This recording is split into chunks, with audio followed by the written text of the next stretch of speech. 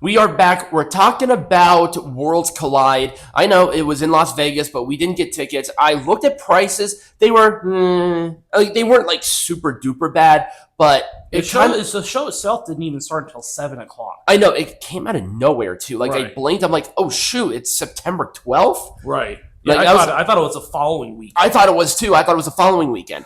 I'll give the show a full thumbs up. There were just a couple of points that I wanted to bring up. Let's talk about the goods. The show was paced very well. It was 2 hours and 47 minutes on YouTube, so a very tangible show that is easily accessible to anybody. So if you haven't seen it, go out of your way. You can listen to it while you're doing your shit, and you won't miss anything. Right. And which is convenient and awesome. Very convenient. The commentary was infinitely better this show than it was at Triple Mania. Yes. There was just...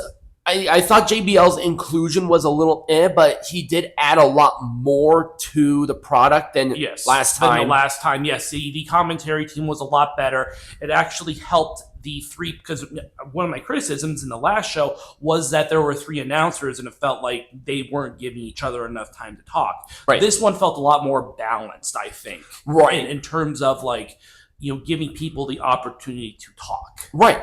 And I agree with you. I think from Triple Mania, it was just like the like working pains, and then they finally sort of got a rhythm going here. Yeah. It's like if you're a server. Like your first day as a server is much different than after a month of being a server. Right. You start to get a flow. And these guys really hit it off with this one. I mean, I'm still like somewhat about JBL, but that's fine. This match was very good. Yes, it was. Jesus, and I love the drama surrounding this too. Yep. Like, especially Dominik and Ray, they are just butter and toast, man. They are father and son. They are. You know what I mean? Like they work very well together. And this was like the one match where I just saw the complete evolution of Dominik and Mysterio almost entirely, because I watched his debut, and he was so timid and slow. He has grown so much as a competitor, not just as promo, but in his in-ring work. It is just infinitely better. And it just goes to show that he can still hang with the luchadors. He might be tall fucker, but he can still work the moves. He has a luchador. He has a style that works for him, where I think before he tried to be too much of Rey Mysterio, and it just wasn't clicking because he is taller. He has a lankier build. You can still do lucha moves, and he still does. And he's a lot more confident in his abilities, which I am very happy about. Now, Vikingo did great. Don't get me wrong. Vikingo did very well, but Dominik was the star here. So him winning the Mega Champion felt right. And it's going to give the Mega Champion and Triple A as a whole some major exposure. Oh, by the way, I apologize for the stuffiness. I was fighting a cold all week. Leave me alone. The Faby Apache Natalya story was very good. These two had like their own sort of pseudo rivalry in AAA, which I love. But man, they got to do something different when it comes to the renders, her theme song, and everything between Natalya and Natty. Natty should almost be like an alternate ego of Neidhart just in general. Because it's such a different style, different attitude. I mean, I like it. I like that Natalya does something different from her indie appearances to the WWE appearances. When they do happen, they don't happen very often. Well, but I think that's sort of why it works. I don't want to see the low-key GOAT in WWE. No. I think that should almost be exclusive to the indie stuff. Right.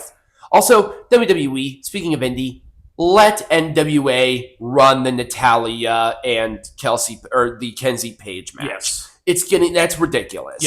The fact that they bumped that thing up all this time and they did not show it, they couldn't show it. I'm like, why? Right. It was ridiculous. That's so stupid. But with some goods, there were some bads.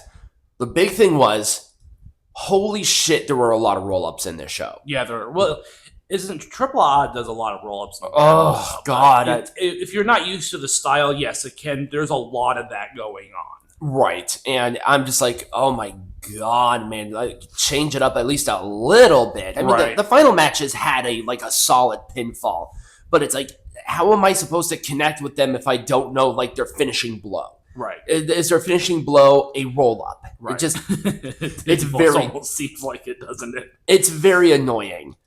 I did not like Penta's appearance. I thought this was an enormous waste of time. Yes. Penta, I agree.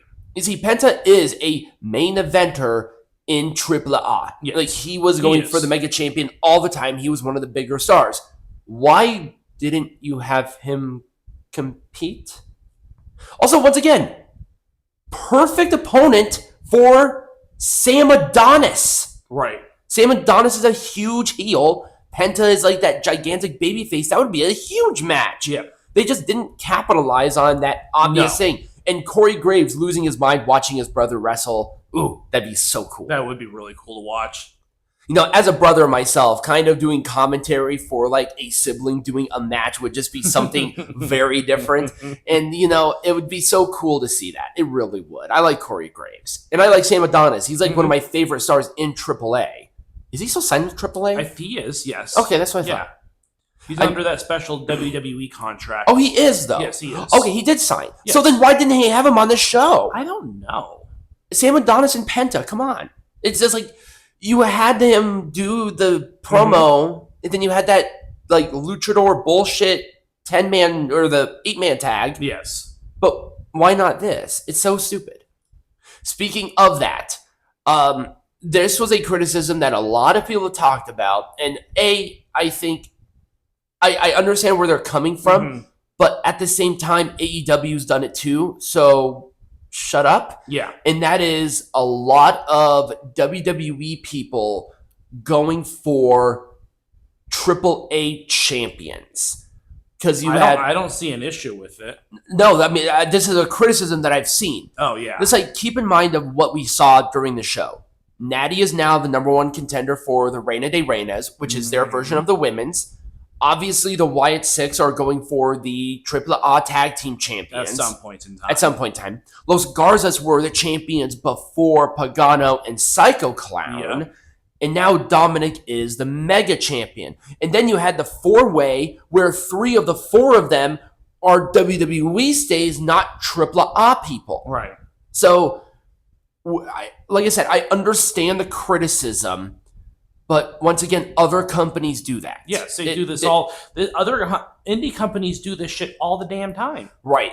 And it's not like they're burying these people. No. Psycho Clown and Pagano beat Los Garzas for the titles. And they are now going to be in a rivalry with a top tier tag team in WWE. And the champions that are like the top of the heap of, I will say, the best tag team division right now in pro wrestling, which is the SmackDown tag team division. Right. I mean, I don't see anything wrong with it. There's a fine line, and don't cross it, but it's like, well... and they're a good team to put in there because of all the supernatural shit. The Mexicans eat that shit up. They do. Love it. It's like, look at Psycho Clown and Pagano. Right. They're like dressed as clowns. Yeah. That's just sort of the style. This will work. It'll work really. They're gonna work really well, I think. You know, in Mexico. Natty being the number one contender, which means we get to see more of the Natty persona. Dominik is now going to take the AAA Mega Champion to Raw, which, you know, gets at least 2 million viewers a week in the United States alone. Right, and it's on the biggest platform on the entire planet for visual media. Which is Netflix. Yes. You can't, and with the biggest pro wrestling company ever, which is WWE, you can't get any better than that. Right. It's like, put the title on Dominik. He's really popular within that community. Oh, he is super popular. I mean, he is the son of Rey Mysterio Jr. I mean, even though he's a heel, he was bullying his dad and he was still cheered. It was crazy. People like Dominik. I can't believe they were booing Vikingo, but they like Dominik. But once again, I do understand the criticism. I do understand the worry. Don't fret. WWE has this is so early. Now give it some time. Let's see what they do. They're not getting rid of AAA.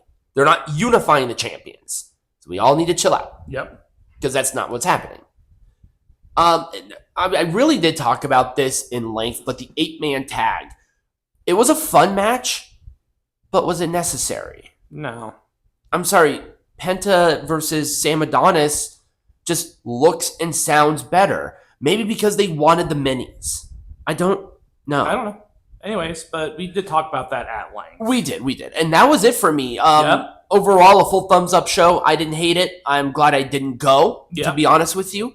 It came out of nowhere. But next week, we are going... Well, actually, we don't know next week because next week, both of those shows are on Sunday. They are. So as of right now, we're not sure. And then... And then for the following week, Mothership's in town. So. Right. So if you guys enjoy this, remember to like, subscribe, share. If you have a match that you want us to watch, please send it to me or put it in the comments. And as always, be majestic.